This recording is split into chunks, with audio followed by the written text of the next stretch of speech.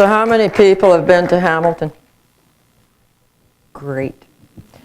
As Liz said, I feel like a sort of still a recent transplant to Hamilton, and it's funny that Jenny and I are sitting up here together because I came from Edmonton to Hamilton 12 years ago, and Jenny actually grew up in Hamilton, so it's a very bizarre sort of thing, and the irony of it.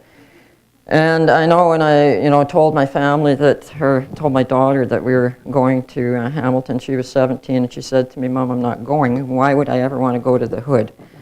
And so, Hamilton has its reputation around the country, sometimes as, the Steel City, which it is, and which we're proud of. But in other cases, I think Hamilton gets a bad rap. So that's why I want to use my opportunity with you this morning to talk about some of the great things that we're doing so you can take the message back to everybody that you know what a fantastic place Hamilton is.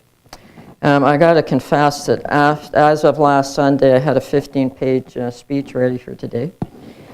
And then I listened to Tim Broadhead and Paul Schmitz on Monday, and I knew I had to rewrite the whole thing. Because after all that they said, I felt that there wasn't much actually that I could tell you in terms of lessons about leadership or how to collaborate. And then as I listened to some of you tell your own stories, I thought, I think Hamilton's brilliant. What I heard so far has reaffirmed that, and I think what I've heard from you tells me that you are also brilliant. So I want to tell you my Hamilton story, but I want you to think about it as a reaffirmation for all the great and brilliant things that you also do. So my work in poverty actually started soon after I got to Hamilton. And there was a small group of human service managers, and we used to get together on a very irregular basis and talk about what was going on in our community. We never took any minutes. It was an informal place, and we could have these discussions. We had a great thought one day that we didn't label it poverty, but we saw some not very nice things, statistics that were happening in our community, but we didn't call it poverty. We just looked at sort of all the outcomes of that. And we worked with Sherry Torgman, who I have a lot of respect for, from the Caledon Institute of Social Policy, and we asked Sherry if she would come and do some work in Hamilton. She said, well, we don't do work in local communities, and at that time they were writing a national strategy for the country, national vision for the country of Canada, and they're far too busy.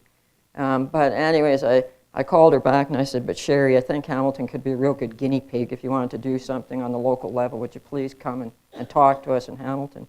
And so she did. And as a result of that, she worked with us and this small group of people to develop a social vision for the city of Hamilton. We were all very proud of that piece of work. We delivered it to council, and we got absolutely no reaction. We got no aha moment. We got nothing. It was very flat, and we were very disappointed. And that document then sat on the shelf for 3 years. And then one day I was at City Council, and there was a great presentation, not by me, but by somebody from somebody from low income that was telling a very heart-wrenching story. And all of a sudden, council said, well, to me, well, Joanne, what do we do about that? And I thought, oh my God, and I said, well, if we had a task force on poverty, then we could have that conversation there. And they said, well, that's a great idea. And so the next thing I know, this was in the paper about this task force, and I actually had people calling me at home, seriously, and at work wanting to join the task force. And I thought, oh, now what the hell do I do? Because I don't have a task force. I don't even know how to make a task force. But, it's back to, and people keep talking about that work getting to maybe, and about that door was open, and I guess we just sort of leapt through it. And I called my very best friend at the Hamilton Community Foundation, Carolyn Milne, who knows how to do this stuff much better than I. And I said, Carolyn, I need your help. And before we knew it, we had a group of 25 very committed, unusual suspects at the table, all willing to work with us on what we then labeled as poverty. So we brought the unusual suspects to the table. We studied the change framework from vibrant communities. We created a vision, the best place in Hamilton to raise a child, which I'm proud to say is now the City of Hamilton's vision. And many other organizations in the city have also adopted that as their vision, the best place to raise a child. Our mantra became, and the chair, who at that time was Mark Chamberlain, would recite it at every meeting. It was like we were, in one of those hotel rooms, and we were going to timeshare, and we actually did. We repeated this mantra at every meeting. And I quote, "Hamilton has one of the highest rates of poverty in Ontario. 1 in 5 residents lives in low-income households. Poverty rates are even higher among specific groups, including children under the age of 14, 24%, seniors 65%, and over 24% in the Aboriginal community, 37%, and recent immigrants, 50%. Statistics show women as a select group are at a particular risk of poverty." And then Mark, with great fervor, would say, "This is unacceptable. We stand together as a community to fight the solutions to poverty that will truly bring prosperity to Hamilton. We come together to act comprehensively and systemically to tackle the root causes of poverty." And he would read that to us at every meeting, and we would reaffirm our commitment and remind ourselves why we were at the table. And then we began to engage politicians, mayor, community members, and one of the things that struck me from the previous speakers that we intentionally chose not to be partisan. Whether we were conservative, liberal, NDP, or Green, it didn't matter. We knew that we had to work with every political party, so we made sure that we were never partisan. We engaged community members, institutional leaders. We agreed on our values. And one of the big things I'll never forget is that we agreed that that was a no-blame table. And if you wanted to blame somebody, go somewhere else. There was lots of tables where you could go to blame, but this wasn't one of them. And that was one of our clear values out of many. There was absolutely a no-blame table. We sought sustainable funding, and we began to plan. And we built the conditions for success. We labeled our work together as a collaborative, and then we decided that we needed to know more about that, so we brought in David Crislip, who's he's like a guru to me as a collaborative thought leader. I mean, he's actually quoted on page 209 of Paul Schmidt's book, I saw. He spoke and held workshops for hundreds of people in our community. We all read his book, Collaborative Leadership. We bought his field book.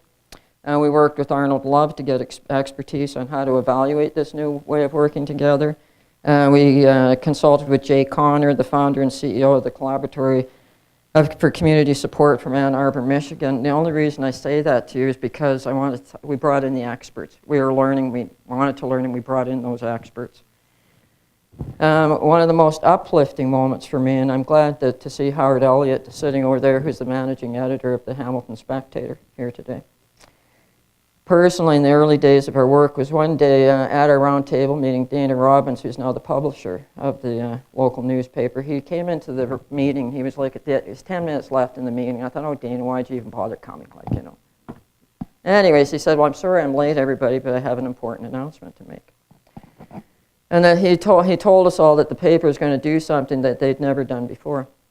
And I quote from Dana, "We are formally identifying a public policy issue upon which we'll hang our corporate hat.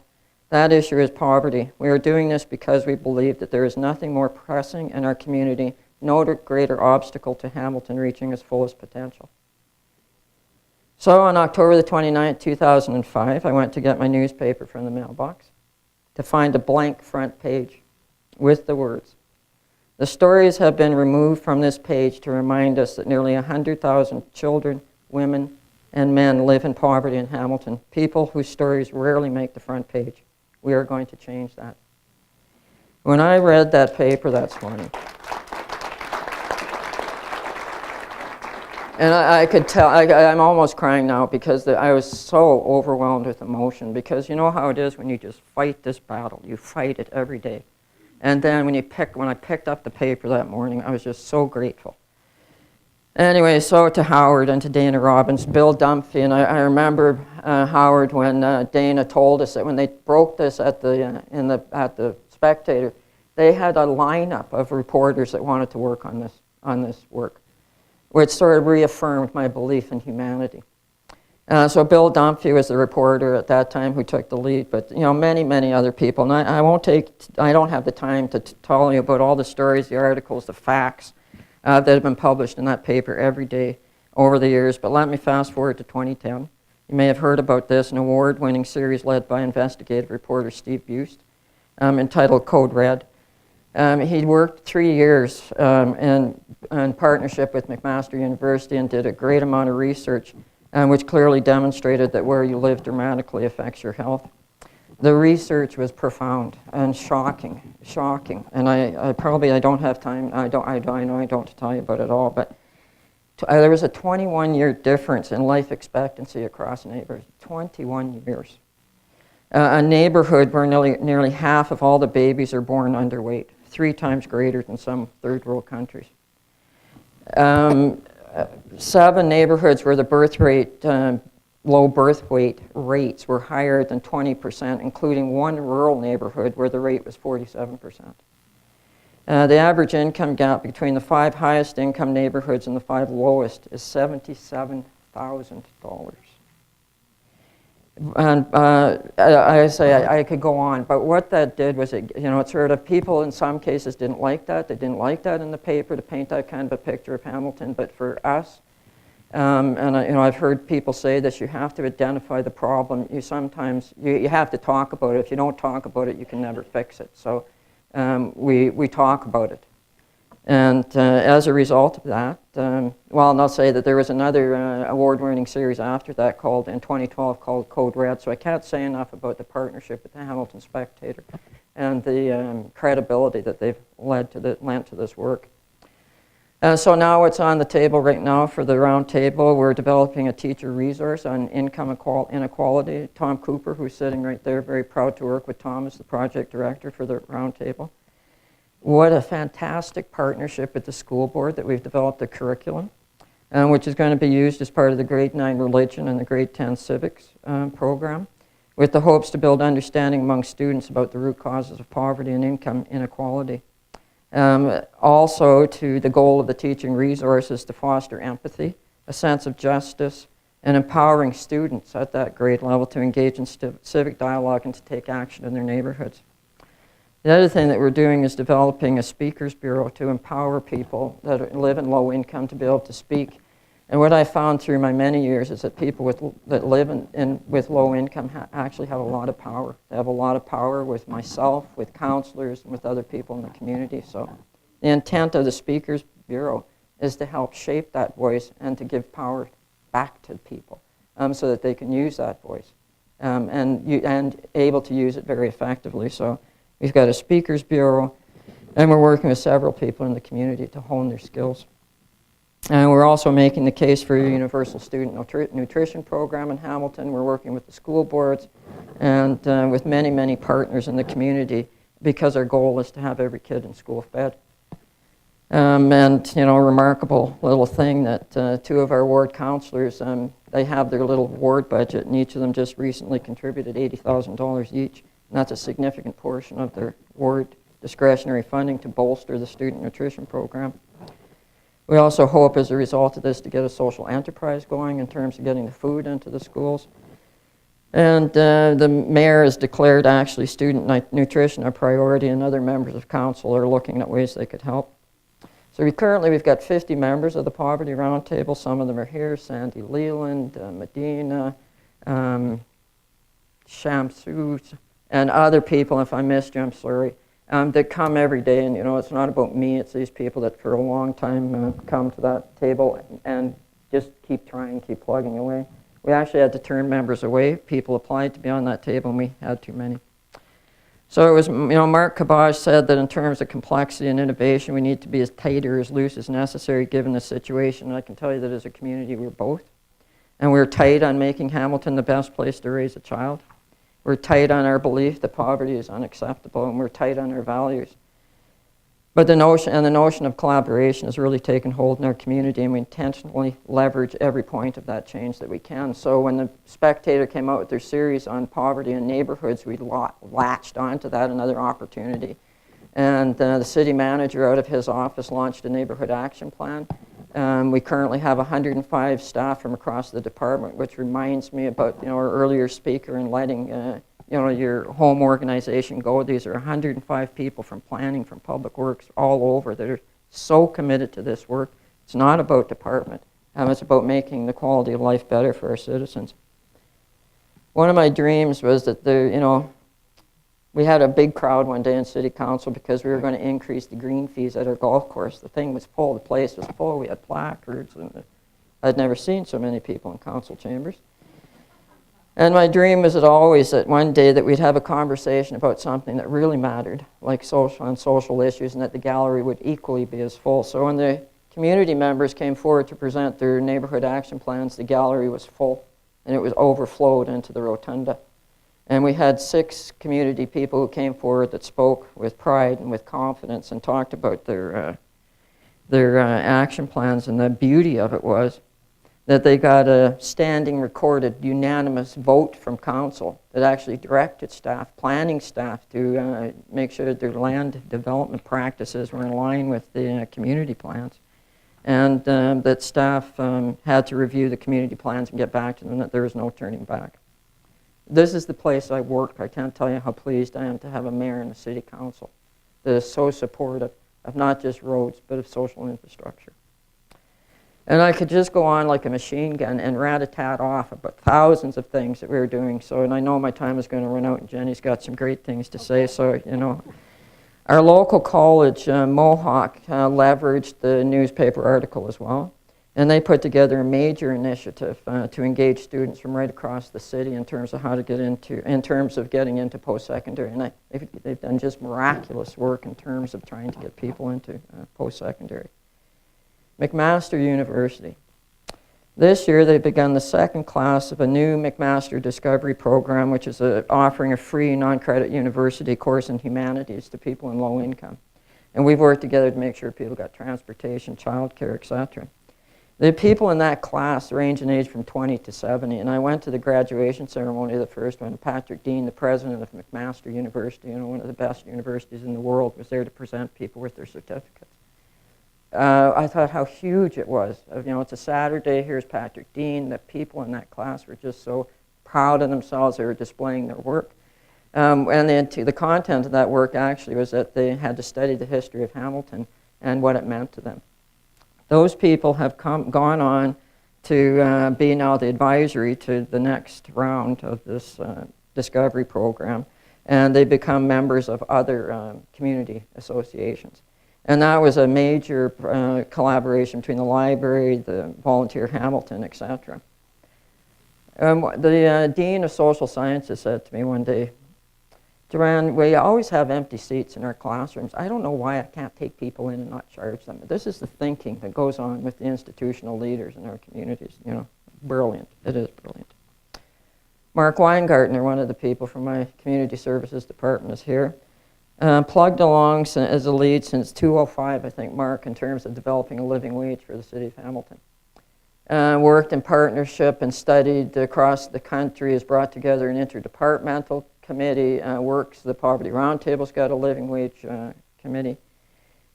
And you know, with this, we don't want to lose this one, so we've been very slow, we've been very incremental, we've been cautious in terms of how we move this forward, because in many municipalities across the country, there's not been much success in terms of implementing a living wage. So we worked with the Canadian Centre for Policy Alternatives. We worked with a well-known economist, Hugh Mackenzie. We now know what the living wage for Hamilton is, $14.95 an hour. Like I say, we've taken these incremental, slow reports to council to get them used to the notion, to warm up. We've had a council champion, so we'd go and we'd consult with him. Okay, when should we go? When should we not go? Tell to us about the political landmines. I'm very happy to tell you that every time we've gone to council, they've listened, they've been engaged, and it's been slow and cautious. So the last report that we went to them with, we were able to demonstrate, for instance, in the city government, that over 83% of our workforce actually paid better than the living wage, so that made them somewhat comfortable. The next report that and the community, I can't ignore the community, working with the Chamber of Commerce to get the business community on board. So we're trying to play this across every sector and gain support and try and work from it this place about we all own this issue. And the next report, and council doesn't even know this, but we're going to recommend to them that they increase some of our part-time staff, and do it slowly over 2 or 3 years, our part-time staff up to the living wage, our casual staff, our students.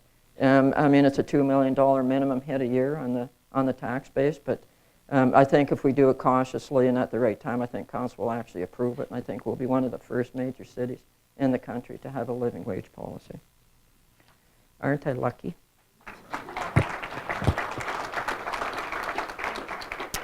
In 2010, a local hero award from the Canadian Urban Institute was awarded to Hamilton because of the work we've done around moving people from our men in particular from emergency shelters to permanent housing. As a matter of fact, in the worst recession in Canadian history, recent Canadian history, we were actually able to close a shelter because of the success that we've had moving people from shelter to permanent housing.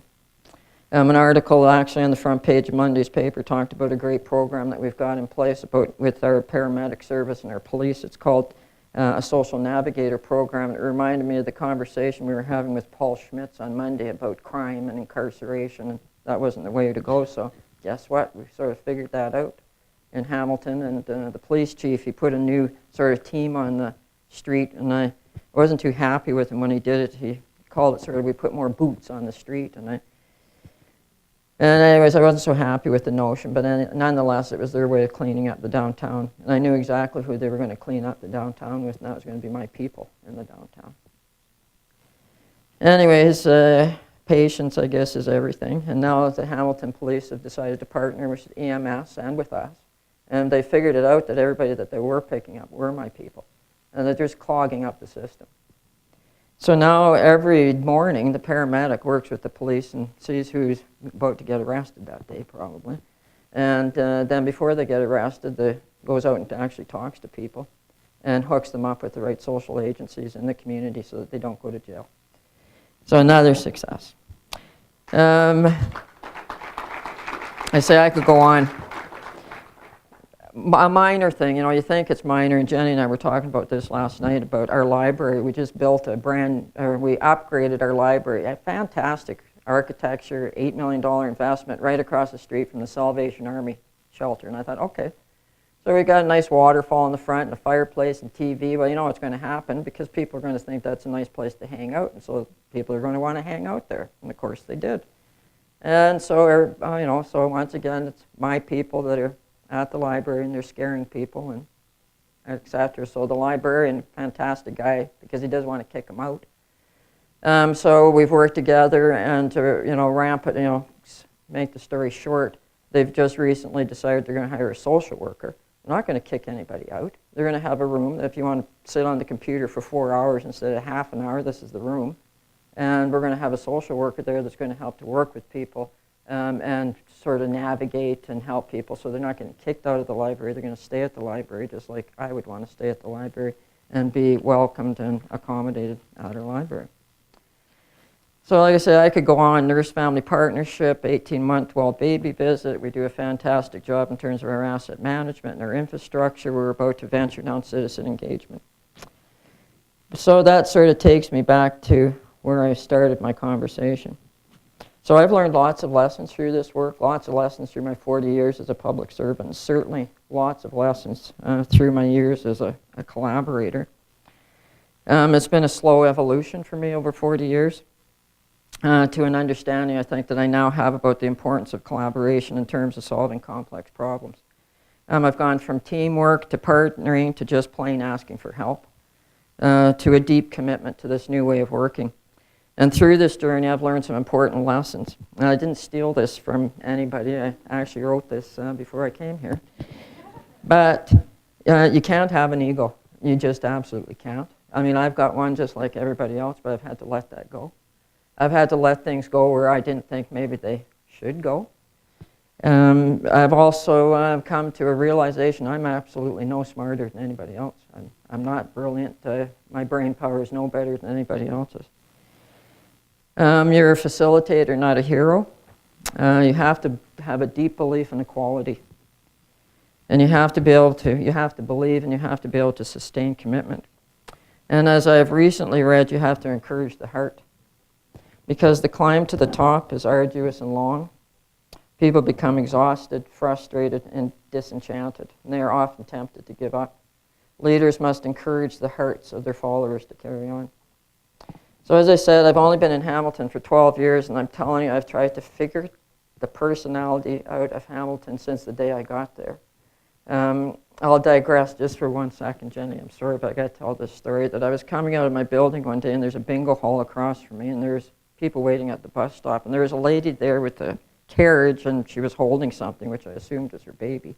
And I just looked across the street, and I smiled, and she smiled back. And then I realized it wasn't a baby that she had at all. It was a bunny rabbit. And that bunny was her child. And she was getting on the bus with the bunny, and I said, "Oh, that's a bunny that you have." And she yelled across the street, "Yes, his name is so-and-so." I said, "That's an absolutely beautiful bunny." But the thing that amazed me was nobody flinched. Nobody absolutely flinched. They didn't look like that was out of context whatsoever. So I thought, okay, I've come to a great place. And I believe that. So Hamilton for me is courageous, confident. There is no ego there. Lincoln Alexander, who is our famous lieutenant governor, said that if you have an ego, get the hell out, basically. He said it's not a place for you. It's inclusive, it's proud, credible, believable, and humble. And I've been thinking about what shapes it, and perhaps we've been influenced by the Iroquois from the Six Nations. That's the only thing I can figure. The Haudenosaunee, which means the people of the Longhouse. According to their traditions, the great peacemaker introduced the name of the formation of that league, and it implies that the nations of the league should live together as families in the same longhouse. Their wampum is actually a 3-row beaded belt. And the rows represent respect, trust, and friendship. And I think, really, I do believe this, that is actually the DNA of my community. That we've always been that way, and we just don't know it. So, which leads me back, I guess, to where I started, and why do I do what I do? And I believe this: if you love your city, you will take care of it. You will celebrate it. You will treasure it. You will respect its history and its heritage. You will maximize its potential. You will recognize its uniqueness. You will get inspired by it. You will embrace its change, and you will defend it. And you will take care of it. Thank you.